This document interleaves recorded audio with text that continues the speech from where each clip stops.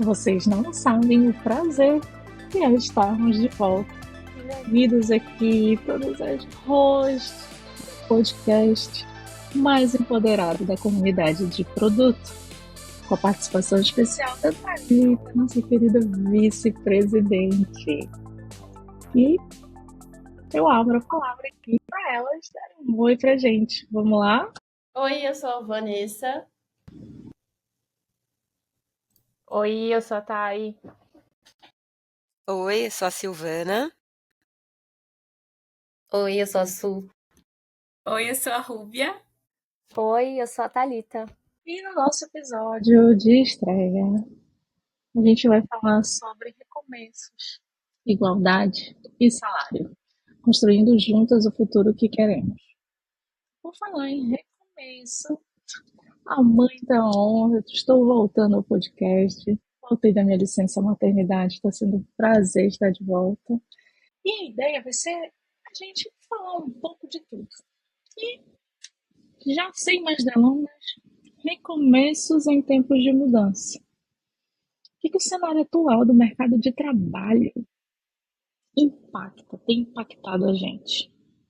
Mandem ver, meninas. Bom, acho que um dos pontos que recentemente teve uma mudança relevante e principalmente nas empresas de tech continua acontecendo são em relação aos layoffs e às demissões em massa, né? Isso, de fato, pós-pandemia, quando as empresas viram que aquela crescente de demanda para a parte de tecnologia não iria continuar, começaram a ter os layoffs e naturalmente isso foi impactando toda a área. E para a área de produto, então, a gente viu muita pessoa que tinha bagagens interessantíssimas, com entregas super relevantes, ficando muita gente boa disponível no mercado no mesmo momento, né? Apesar de agora também ainda não estar sendo dito tanto quanto no ano passado sobre os layoffs, mas as Big Techs também ainda continuam na onda de novos cortes, né? Então, acho que esse foi um ponto marcante que continua aí para esse ano e acho que vai ser um desafio para o mercado de produto como um todo, até a recolocação e o mercado se reorganizar de novo, né? Vai levar um tempo aí, o que dificulta bastante para quem quer entrar na área, né? Considerando a oferta de profissionais super competentes que entrou ao mesmo tempo disponível no mercado, né? Bom, da minha parte, o que eu observo é que essa onda de demissões, essas estruturações, elas também afetaram a saúde mental das pessoas, né? Eu acho que muita ansiedade, muita preocupação, muito medo, e a gente sabe que o medo não é um bom conselheiro, né? Em momentos de crise, a gente tende aí a tomar decisões que nem sempre são as mais assertivas. Então, penso um pouco disso, e muita gente também com aquela preocupação de fazer uma transição e às vezes pelos motivos equivocados. Então, eu acho que toda essa repercussão, muitas áreas aí sendo discutidas no sentido, vai permanecer ainda? Ainda faz sentido determinados papéis? O que eu observei, o que eu percebo é que isso também gerou, para algumas pessoas, eu acho que é uma oportunidade até de buscar aí, né, uma nova frente de carreira, mas para outras eu percebo que foi até uma fuga, né, para a sobrevivência. Então, essa é a leitura que eu faço em relação a tudo isso que tem acontecido. Eu gostaria de trazer um ponto que talvez bate diferente em relação a todos esses que a gente está discutindo, mas é algo que eu tenho refletido bastante. Talvez eu não sei o quanto as pessoas também refletem sobre isso. Esse é o tipo de cenário que a gente não tem como prever e não tem muito controle sobre. Então, acho que tem um outro lado também de como que a gente se prepara como profissionais para as coisas inesperadas. Assim como a pandemia também foi uma situação que ninguém esperava, seja pessoas, seja organizações. E quando a gente fala sobre a parte emocional da coisa, a gente tem que tentar elaborar sobre coisas que acontecem nesse sentido para a gente estar preparado para coisas que a gente não sabe que vai acontecer. Para conseguir lidar melhor com esses tipos de situações. Não que vai ficar fácil, mas buscar formas de que a gente consiga amadurecer aos poucos e tornar isso melhor de levar na nossa vida do que realmente está acontecendo, porque isso vai impactar em tudo. Vai impactar no nosso dia a dia de trabalho, na nossa performance, vai impactar na nossa vida pessoal, como nós nos relacionamos com todas as pessoas ao nosso redor. Então, como que a gente faz para encontrar esse equilíbrio entre como que eu lido com essa situação e como que não é que eu devo aceitar a situação, porque dependendo de contextos e de pessoas, a situação não é mais fácil, mas como eu me preparo como profissional para situações que eu não sei que podem acontecer, mas que de fato vão acontecer em algum momento. E aí eu tenho que tornar essas fases da vida cada vez mais fáceis de superá-las. De novo, não é que vai se tornar não é que eu devo aceitar as situações e as decisões, mas são coisas que a gente não tem controle. E o que a gente não tem controle, se a gente não conseguir minimamente lidar com elas, tudo vai se tornar muito pior. Muito pior. Então, acho que tem que ter esse equilíbrio também sobre o que está ao nosso alcance, o que não está, e como que a gente consegue lidar com isso para estar mais preparado com coisas que a gente não espera. Então, isso acho que é outro ponto importante que eu não vejo muitas pessoas falando sobre. Apesar de que a gente pode aqui trazer muitas dicas, e a gente vai também, porque, claro, isso é muito importante para os profissionais que ou que ainda estão fazendo transição, ou que ainda estão desempregados. Enfim, a gente tem vários contextos. E é importante ter dicas que ajudem a direcionar próximos passos, mas a gente também precisa botar na mesa o lado emocional, como a gente trabalha isso, para conseguir sobreviver a essas situações que vão surgir em muitos momentos que a gente não tem controle de fato. Boa. Eu acho que concordo com o que a Thay tá falando. A gente tem um EP que a gente, se não me engano, é o 85, e aí eu não sei o título dele, não me lembro, não me recordo. Mas a gente fala muito sobre como priorizar a nossa carreira. Tem várias falas interessantes ali que a Jéssica, a Silvana fala, mas eu acho que, sintetizando um pouco esse episódio, ele fala muito para a gente fazer uma autoanálise interna de entender o que a gente quer. Entendendo o que a gente quer, a gente consegue entender um pouco o mundo à nossa volta.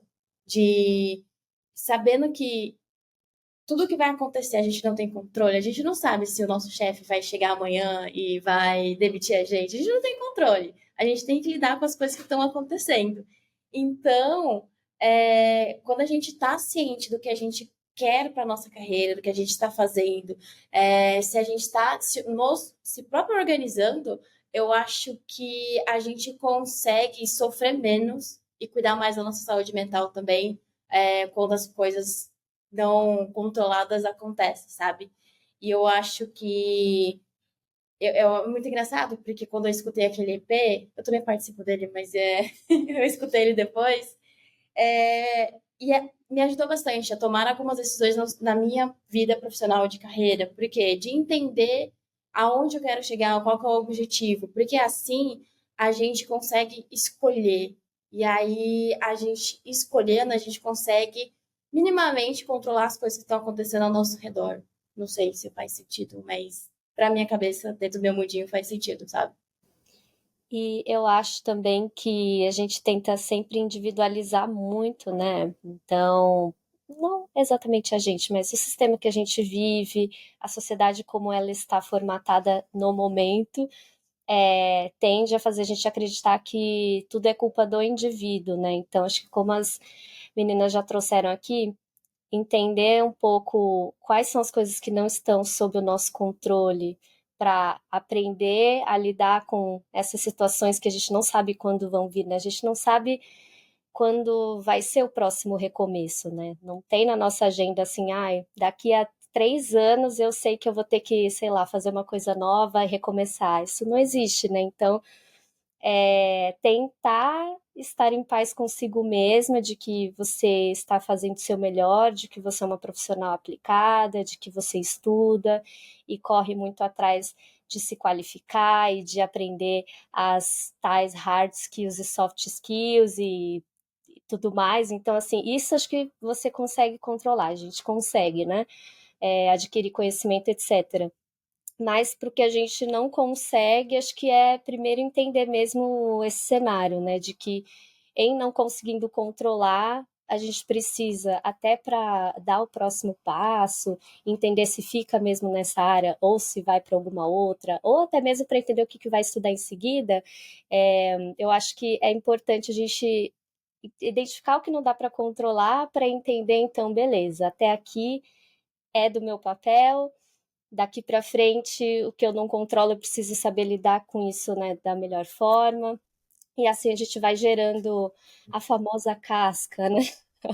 Que a gente fala muito no mercado. Assim, a gente pode se questionar, né? Deveríamos sempre estar pensando em formar uma casca para viver num mercado de trabalho, né?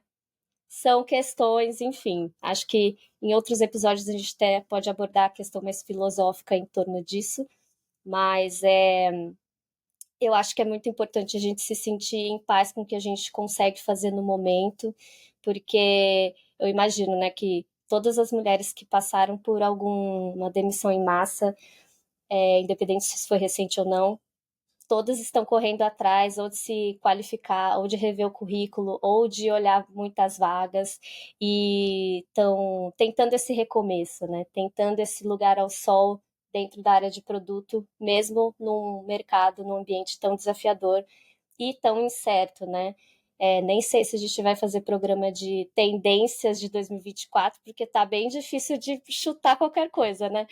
Mas eu tenho certeza que é isso. Todas as mulheres estão tentando, né? E em não conseguindo uma oportunidade, enfim, tá difícil mesmo, né, para todo mundo no mercado. Acho que tentar ficar o máximo em paz consigo mesma, entender que o indivíduo tem responsabilidade naquilo até certo ponto, né? Tem as outras questões aqui, tô até me repetindo, né?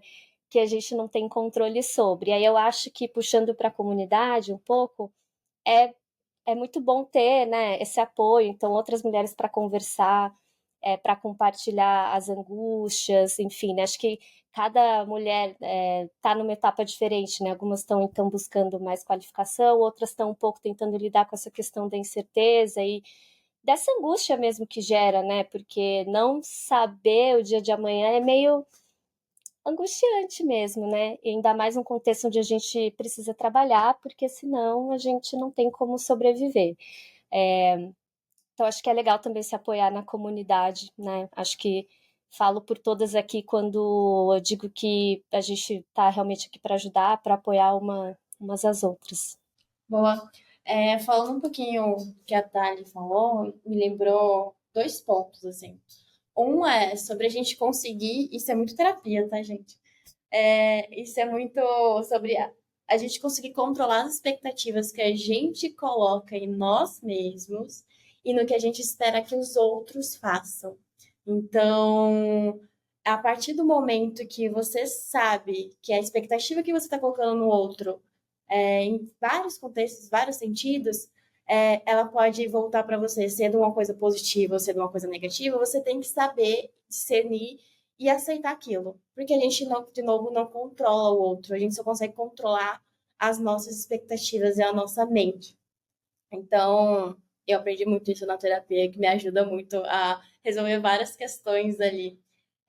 E acho que tem um ponto também que a gente falando sobre não conseguir ter controle, sobre o que a Jess falou ali sobre as grandes big techs fazendo demissões em massa e etc.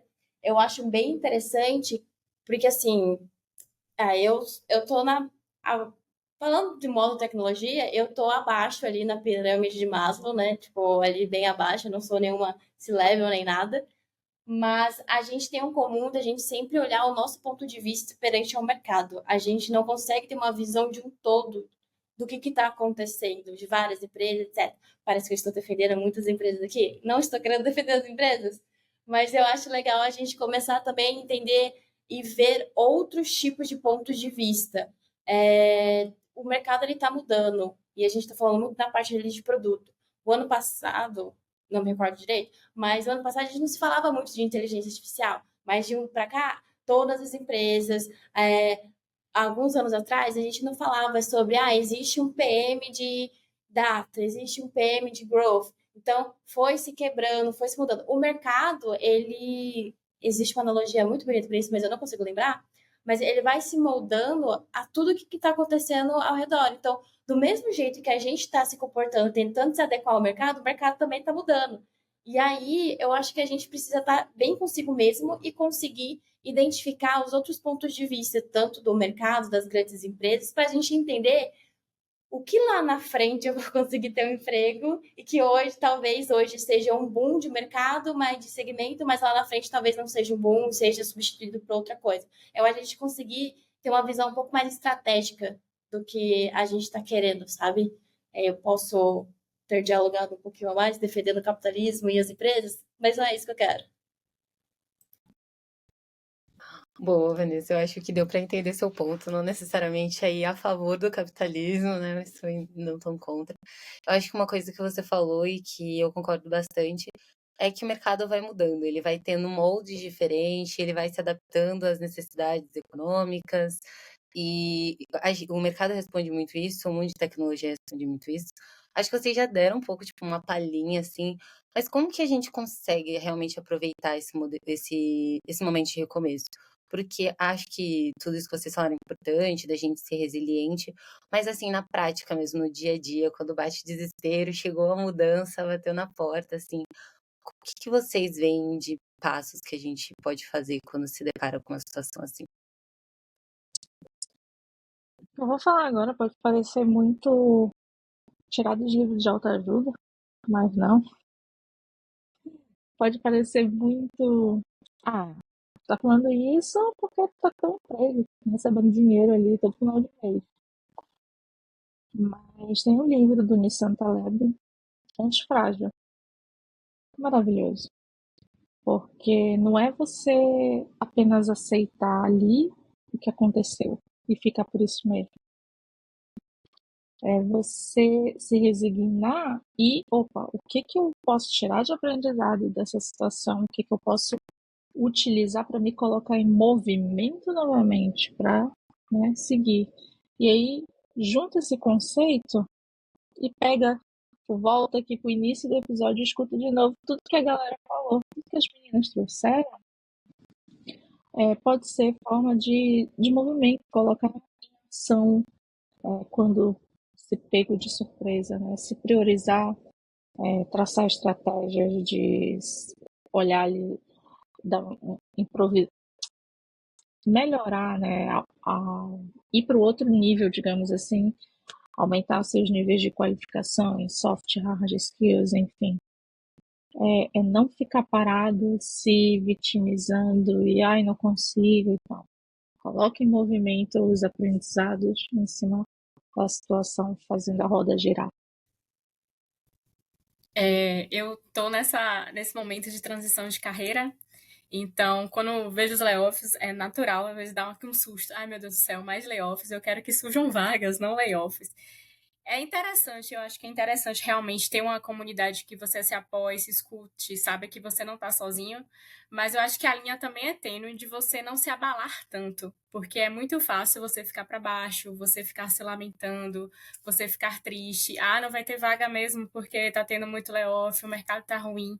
Eu acho que não é só isso, é começar a olhar, como vocês falaram, o que eu posso melhorar, que competências eu posso desenvolver, o que está faltando aqui, para que eu seja percebida e consiga a minha sonhada vaga, entendeu? Porque esses movimentos do mercado, eles sempre vão existir. Eles sempre vão estar mudando. Então, a gente não pode só se acomodar e ficar parado e ficar sofrendo. Vai ter momentos de tristeza, com certeza, eles vão existir. Mas é isso, ele não pode ser paralisante, ao ponto de você não conseguir prosseguir e ir em frente. Pegando um pouquinho o gancho da Rubia, que a Lai falou, acho que um exemplo mais palpável, assim, para quem está escutando. Eu fui uma pessoa que foi bastante demitida em toda a minha carreira, então eu tive que ressignificar o poder de demissão.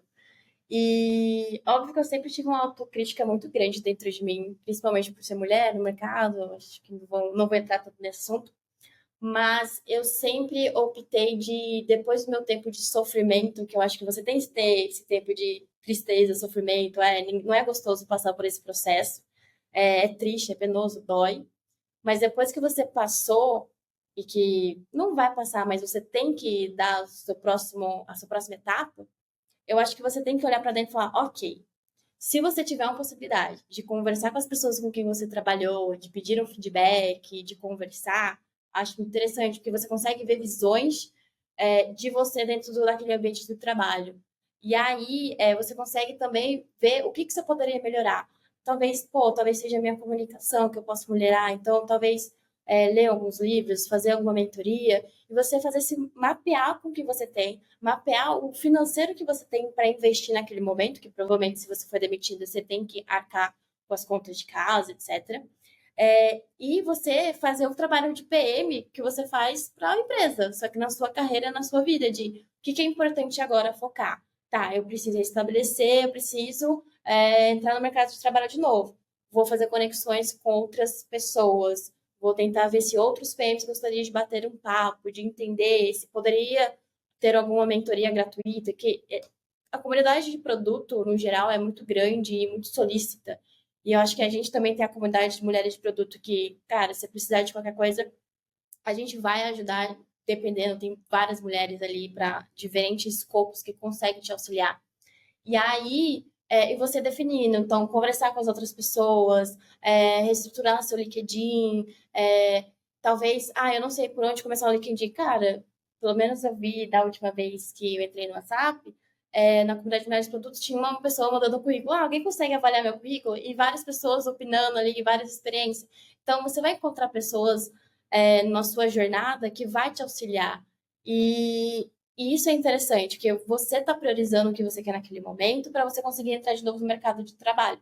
Então, você tem que pensar dessa maneira, você tem que organizar bonitinho, fazer o seu roadmap para entrar no mercado de trabalho, você tem que conversar com outras pessoas, fazer todo o seu planejamento. Às vezes funciona, às vezes não funciona, mas eu acho que a gente tem que sempre voltar na expectativa de sempre continuar.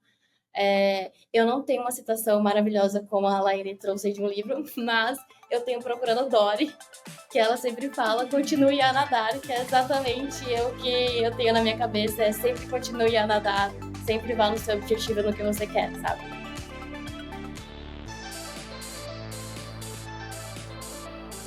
Então eu vou introduzir aqui uma outra parte do nosso episódio, e ela é sobre negociação de salário, salário no geral. Na verdade, não no geral, né? A gente quer abordar a questão da desigualdade salarial entre homens e mulheres, né? Ela é uma realidade hoje na área de gestão de produtos no Brasil, mas ela também é uma realidade nas outras áreas do mercado de trabalho, né? Em todas as áreas, eu arrisco dizer, existe essa diferença onde a mulher ganha menos que os homens, desempenhando o mesmo papel, o mesmo cargo. Eu acho que até antes vou fazer um mini jabá do nosso livro, Gestão de Produtos Como Você Nunca Viu. Lá a gente tem 2 capítulos que falam um pouco, trazem um pouco do contexto da mulher no mercado de trabalho e a visão das mulheres sobre, né, esse papel no mercado de trabalho. Então, confere lá no nosso livro, não é só esse conteúdo que é maravilhoso, mas o livro inteiro está incrível. E então, nesse contexto, para o Dia das Mulheres, para o Dia Internacional das Mulheres desse ano, a gente ficou pensando muito assim, o que será que a gente faz, né?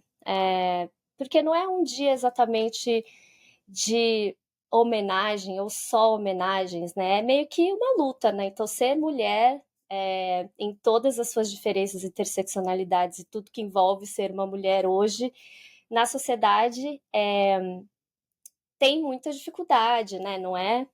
Tá longe de ser um mar de rosas, né? Todos os dias vemos casos de feminicídio nos jornais, né? Para ser um pouco mais drástica e realista.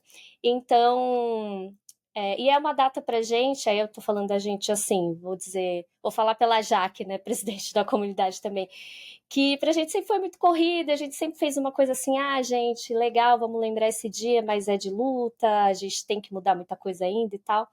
E aí esse ano a gente decidiu fazer algo diferente, então hoje, Dia Internacional da Mulher, nós estamos lançando o Manifesto pela Igualdade Salarial, que é uma maneira que nós encontramos de colocar esse debate de uma forma mais incisiva e clara para a comunidade de produto, em termos de o que é que a gente pode realmente fazer, né? Como é que as empresas podem ter acionáveis e como a gente pode cobrar as empresas de que elas tenham mecanismos de garantir essa igualdade salarial que virou lei, né? Então, recentemente saiu uma lei justamente para proteger as mulheres nesse ponto, né? Então, a gente está lançando hoje em todos os canais, vocês podem ler esse manifesto, compartilhem esse manifesto, né? Entrem nessa luta aí com a gente e a gente quer ver essa discussão ser mais fomentada mesmo, que a gente fale de salário de uma maneira mais aberta, mais transparente, que a gente saiba realmente quanto está ganhando o nosso par,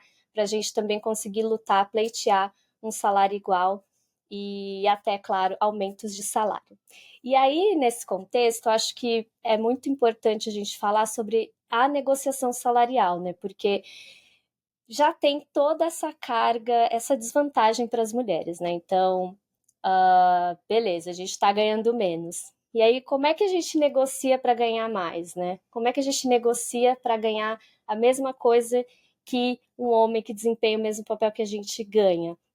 Então, eu queria, assim, ouvir um pouquinho de vocês, como é que, na verdade, vocês já passaram por isso? Se vocês já passaram por isso, eu acredito que sim. E aí a gente pode compartilhar as nossas histórias aqui sobre negociações de salário que deram certo, não deram certo, enfim, né? Eu acho que vai ser uma discussão bem interessante. Vou dar só um passinho atrás, já que a Thali puxou o jabá do livro, que inclusive é essa parte onde fala sobre revisão salarial. Eu fui uma das pessoas que escrevi. E só para trazer um comparativo do que eu escrevi lá, quando a gente estava fazendo os capítulos do livro e como está hoje, já dá para notar uma diferença, mas uma diferença infelizmente negativa, porque a gente tem um contexto de quando teve um declínio das mulheres na tecnologia, e aí só homens estavam na tecnologia, e depois começou a ter de novo vir mais mulheres para a tecnologia, e aí a gente estava caminhando, estava começando a ver alguns dados, vou dizer alguns, mas eu estou sendo assim, não que isso seja positivo, mas a gente estava conseguindo ver uma melhora em um determinado período de tempo mais próximo da atualidade, em relação a salário, em relação a mulheres em posições de liderança, mesmo que ainda muito baixo, mas a gente já estava vendo essa caminhada acontecendo. E aí, com a pandemia e com a recessão, parece, para mim, é como uma montanha-russa que desceu drasticamente com o que a gente já estava conseguindo conquistar com tanta dificuldade. Porque as mais impactadas foram as mulheres, a relação agora de contratar novamente para as empresas que começaram a contratar de novo, o salário está muito mais baixo. Então, com certeza, isso impactou muito negativamente para a gente. Então, é triste falar isso, mas é uma realidade. Então, esse manifesto chega num momento extremamente importante para lembrar que a gente não pode retroceder no momento que a gente está vivendo na sociedade. A gente estava conseguindo com muita dificuldade, que foi até o período que a gente conseguiu escrever ali, finalizar o livro, e aí, de repente, aconteceu essas coisas. Novamente, que a gente não tem controle, mas isso não deveria ser um motivo para a gente retroceder.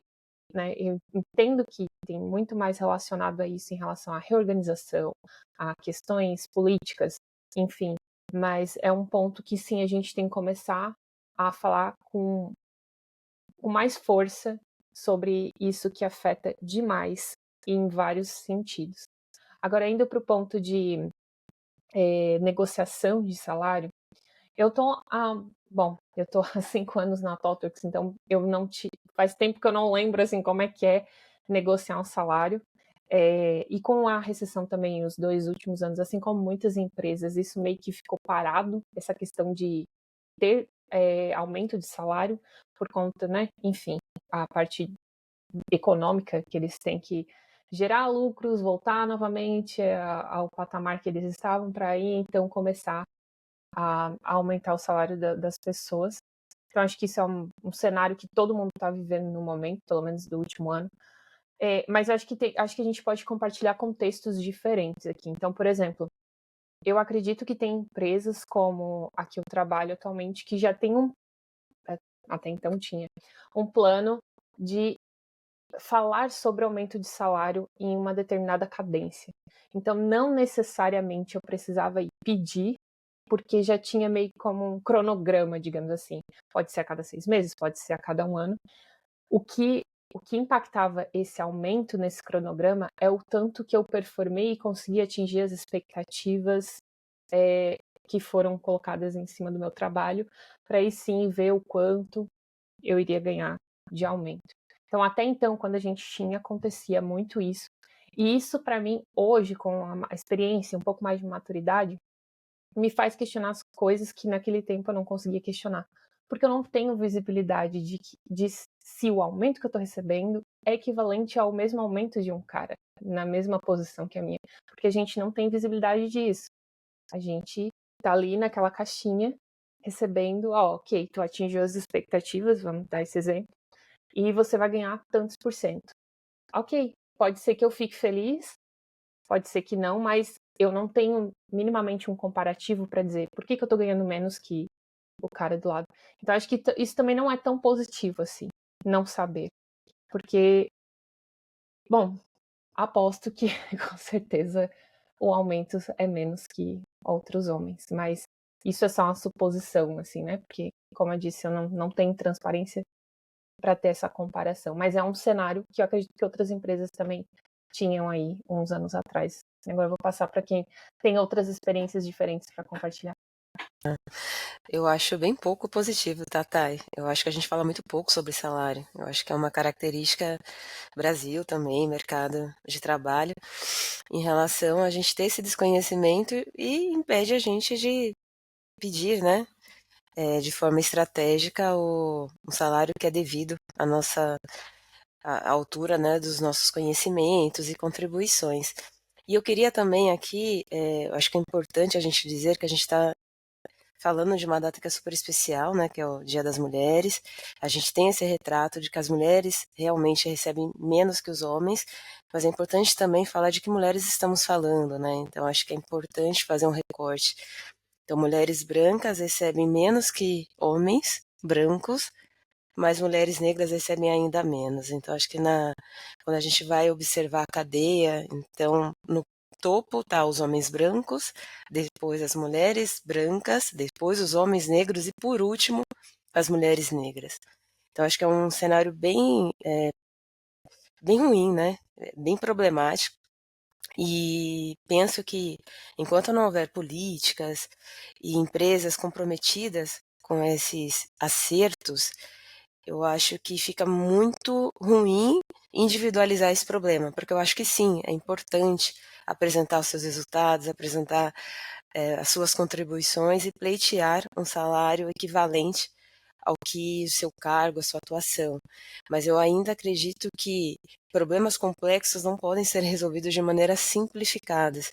É por isso que penso na importância de ter políticas, programas, mentorias para facilitar que essa discrepância, né, que essas diferenças sejam diminuídas.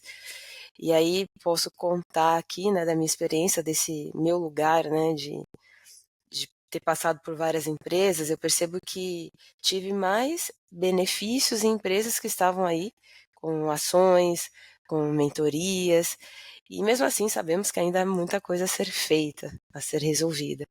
Mas eu ainda penso aí nesse direcionar esta problemática para quem realmente pode também contribuir com isso, porque senão fica muito nessa questão do indivíduo e sozinhos a gente não consegue, né, todas as mudanças que a gente precisa e no tempo que a gente precisa, né, porque foram anos, né, de muita dificuldade, ainda e aí eu acho que para ter mais velocidade, eu acho que tem que ser plural, eu acredito muito nisso.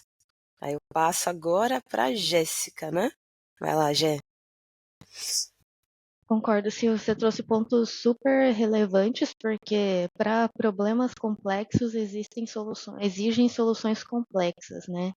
Então, de fato, a gente precisa continuar cobrando as empresas, os RHs, os líderes, né? E a sociedade como um todo manifestar isso é relevante, porque pode não parecer, mas aquilo que a gente torna explícito, quando esse número cresce, isso fica um volume que fica muito difícil de ignorar, né? Então, é assim que a gente pressiona tanto o mercado quanto empresas, né? Eu tenho certeza que essa mudança que teve nas últimas 2 décadas em relação a várias minorias não foi por simplesmente boa vontade de porque alguém sentou lá naquela cadeira que toma a decisão e achou bom.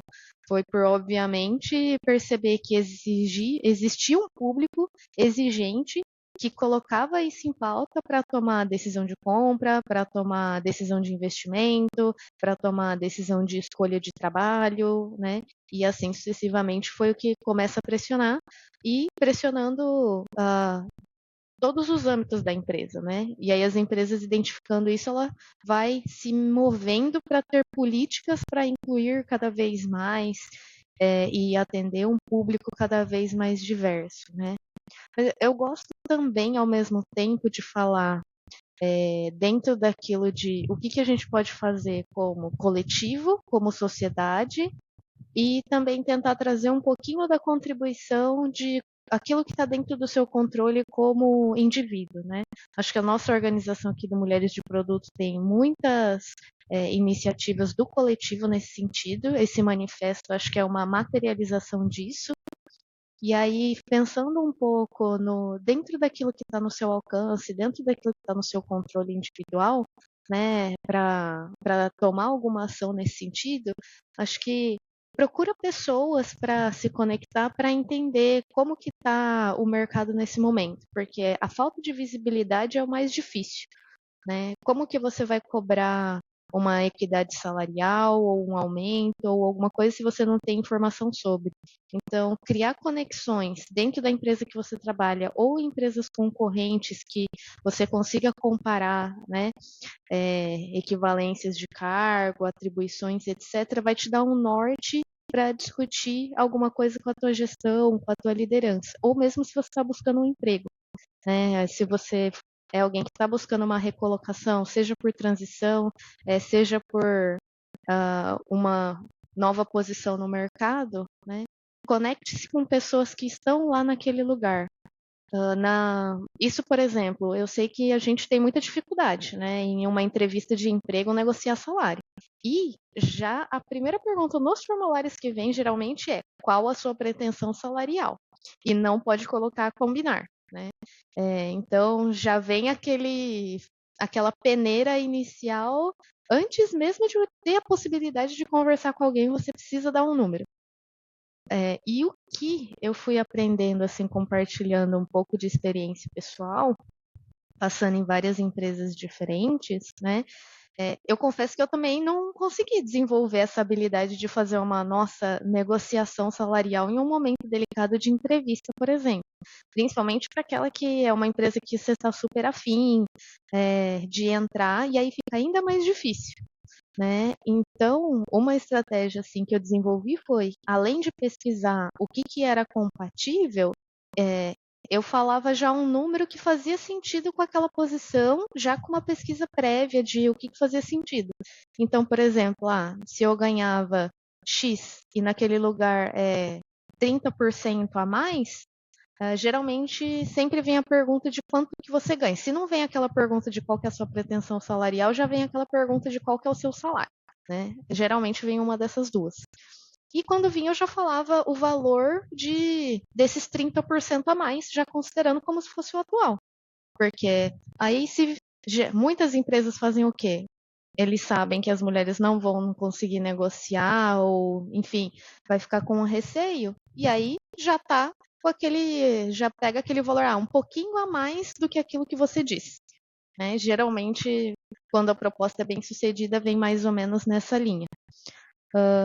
E aí, pelo menos para mim, foi algo assim que eu consegui fazer dentro daquilo que eu tinha de soft skills na época.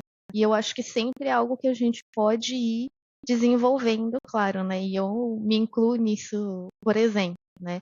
Para mim, um desafio hoje é, já estando dentro da empresa, como abordar esse assunto de uma forma sólida, assim. Porque, é claro, entrega sim, mas geralmente quando entra na parte de números, entra restrições de budget, mil outros argumentos que não necessariamente porque eu bati todas as metas, foi entregue, né, que significa que o meu argumento vai ser suficiente. E é claro que, né, a gente precisa aprender a lidar também com a frustração, que às vezes tem timing, tem momentos, mas até para mim também, eu fui, em vez de buscar já habilidade, né, na última ponta, foi uma forma que eu aprendi e que para mim funcionou como um step antes de conseguir desenvolver essa habilidade de negociação.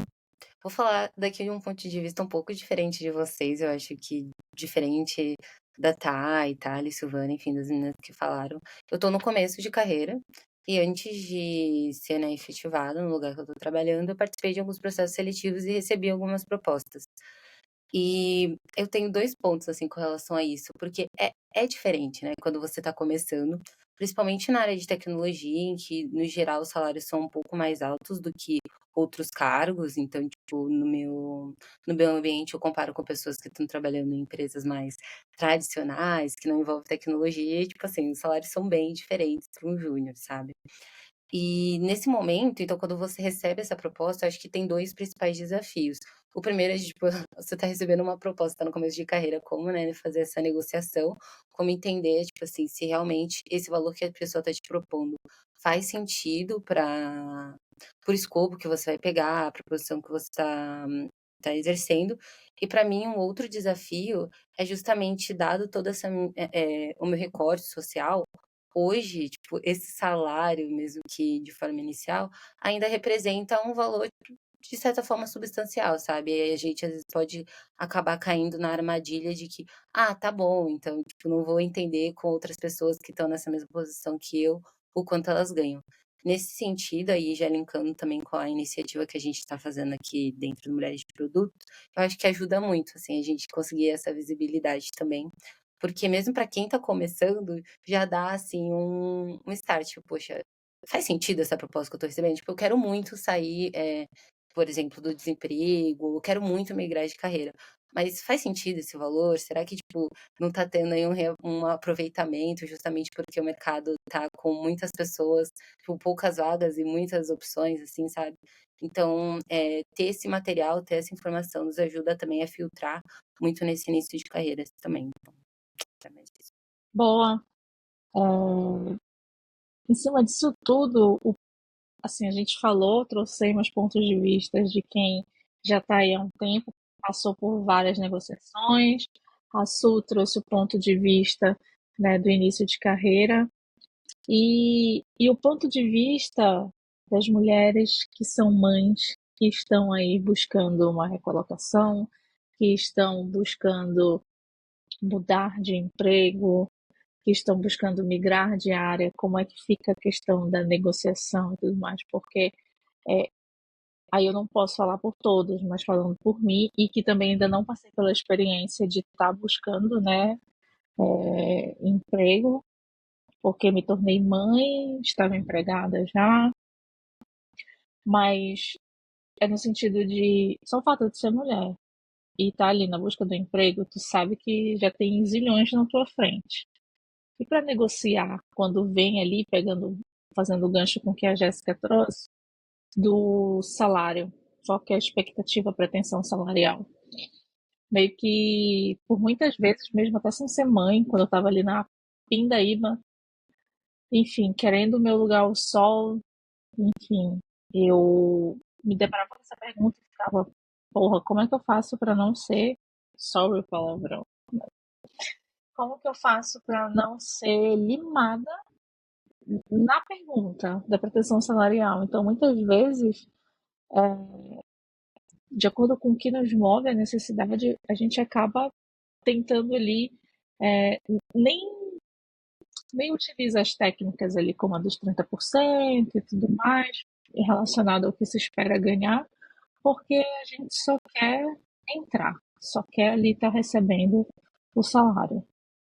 E para a mãe que precisa que muitas vezes é o sustento da casa, que é o pai, a mãe, enfim, acaba sendo como que tu vai negociar algo que tu só quer pelo menos ter, sabe?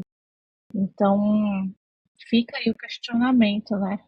E é justamente nessa fase da vida que a diferença salarial aumenta, né? Entre homens e mulheres. No começo tem a diferença, mas ainda consegue equiparar. No momento que você se torna mãe, seu salário cai. Muitas mulheres, inclusive, relataram, ano passado eu vi muito, que quando voltaram da licença maternidade, mesmo performando excelente, tendo um trabalho bacana, voltaram e depois de um tempo foram demitidas. Que a conversa era simplesmente, durante a sua licença maternidade nós conseguiríamos reorganizar, ou seja, você não é mais interessante estar aqui e ser demitida. E aí, o LinkedIn, às vezes, também, né, é positivo nisso, que dá visibilidade a esse tipo de assunto, e também uma rede de apoio, né, e outras pessoas ajudando nessa recolocação.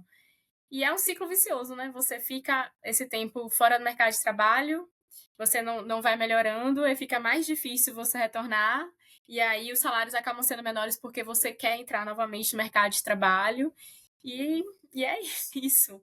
Não sei como é que quebra esse ciclo, acho que é realmente discutindo, expondo, tendo leis e elas sejam realmente efetivas, para ver se em algum momento a gente consegue equiparar essa injustiça, né? Porque homens, quando têm seus filhos, eles continuam trabalhando normalmente. Que o trabalho de cuidar sempre é relacionado à mulher, né? Se vai ficar doente, é a mãe que vai cuidar. Ninguém pergunta, ninguém questiona o pai. E quando o seu filho ficar doente, quem vai ficar com ele? Ninguém questiona. E outra coisa que eu acho interessante é que quando o pai volta da licença maternidade, as pessoas parabenizam. Poxa, que legal seu filho, como é que ele tá? E quando a mãe volta pro mercado de trabalho, o que se ouve é, mas ele ficou com quem? Seu filho tá com quem? Como é que você retornou? Então, até no retorno, a diferença de cuidados, de perguntas, é bem diferente. Uhum.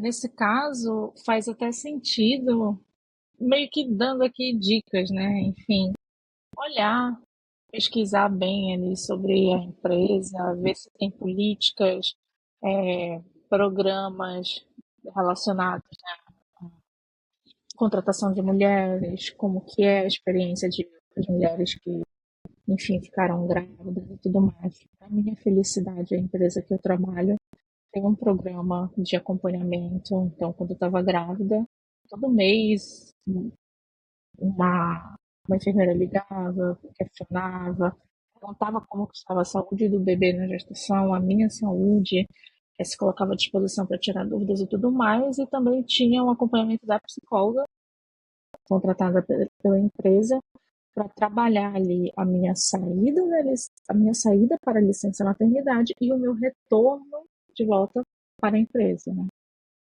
E eu fiquei meio que traumatizada quando descobri a gravidez por conta disso. Como que vai ser? Trabalho as meninas aí. Quem tá comigo aí há mais tempo soube. E inclusive tem um episódio gravado no YouTube, que foi o da P-Camp. Eu já estava grávida. E aí, vamos lá no YouTube fuçar como é que tava minha barriga. Enfim, mas eu fiquei muito aterrorizada justamente por conta do que a gente vê no LinkedIn, do que a gente ouve, do que a gente, enquanto mulher, e a sororidade que existe, se coloca no lugar de outras mulheres que passaram por situações de voltar da licença maternidade, serem demitidas e tudo mais. Eu pensei que fosse ser um retorno bem traumático, mas para minha felicidade, graças a Deus, não foi. Foi muito bem dentro do processo que a empresa tem para o retorno de mulheres que voltam, né, de licença maternidade e tudo mais. Então, não tenho o que falar, não tenho o que dizer um A. E vale lembrar, né, desculpa lá, que mães, né, você como mãe agora, sabe que sua inteligência emocional melhorou bastante, pelo menos a minha, incrivelmente, porque cuidar de uma criança que chora, às vezes pelos motivos mais, meu Deus, você tá chorando por isso, e você ter que acomodar, eu acho que cria uma acessibilidade para lidar com outras pessoas. Você consegue gerir seu tempo muito melhor. Eu digo que agora eu tenho uma gerência de tempo infinitamente melhor, porque eu sei que eu só vou ter aquele tempo porque meu filho vai estar dormindo ou porque ele está na escola. Então, o que eu preciso resolver ali. E antes não, se eu não fizer agora, eu posso fazer daqui a meia hora, 30 minutos. E isso são habilidades muito interessantes no mercado de trabalho. Você ter essa acessibilidade, ter essa inteligência emocional, ter essa melhor gerência de tempo. Então, acho que falta as empresas perceberem que ser mãe é não só atrelar que vai faltar quando o filho ficar doente. Outros funcionários também faltam quando ficam doentes. Não é só meu filho que vai ficar doente e eu vou faltar. Um homem também vai ficar doente e vai faltar. Então, é perceber as qualidades que vêm atreladas com a maternidade e explorar isso. Essa sensibilidade e essa inteligência emocional. E isso é tão verdade que o papo está ótimo, maravilhoso, mas a gente precisa se endereçar para o final, porque aqui na minha gestão de tempo, meus amores, eu só tenho mais 10 minutos. Porque preciso cuidar do meu neneco. E tudo que o Rubia falou agora é real, gente. A gestão de tempo, tudo que a gente passa a fazer, o dia tem 24 horas, as mesmas 24 horas de quando eu não estava grávida, de quando eu não tinha um filho, mas parece que agora assim rende muito mais. É sobre isso. Então, faço o convite aqui para que vocês possam deixar aqui, recapitular, trazer ali o ponto-chave. Se a nossa audiência fosse levar uma frase ali desse episódio, qual que seria na visão de cada uma de vocês? Posso ir.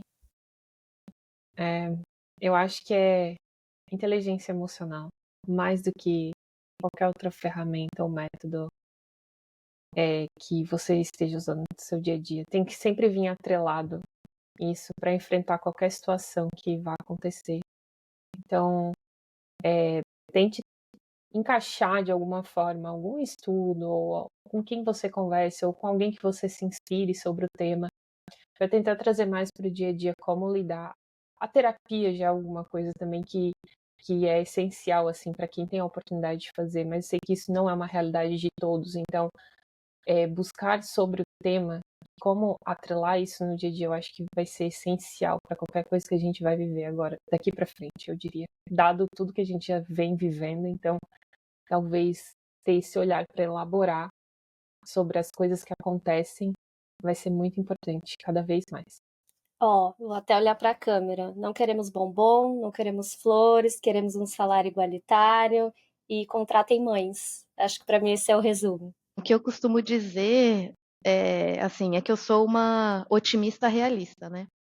Apesar de sempre tentar me preparar o máximo possível, pensando nos cenários mais desafiadores que pode acontecer, eu não gosto de perder o otimismo. Então, assim como tem momentos que a gente dá um avanço mais rápido, às vezes a gente vê que claramente tem alguns passos para trás, mas eu enxergo que a gente sempre está caminhando para frente.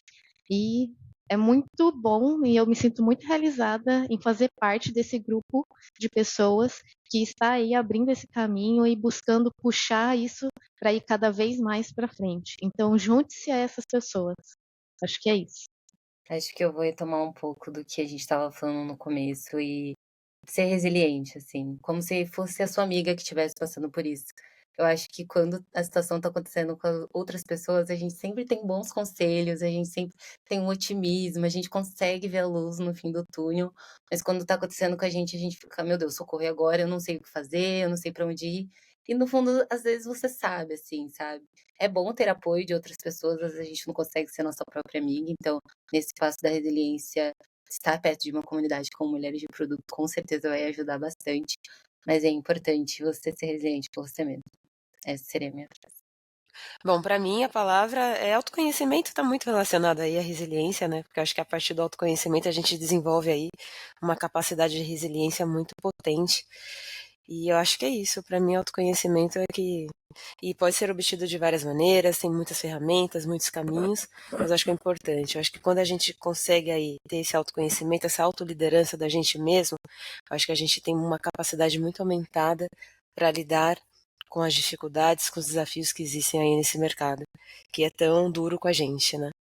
Eu, igual a Suelen, acredito também em resiliência, porque dificuldades sempre vão existir, mas a gente tem que seguir em frente, só tem a opção de seguir.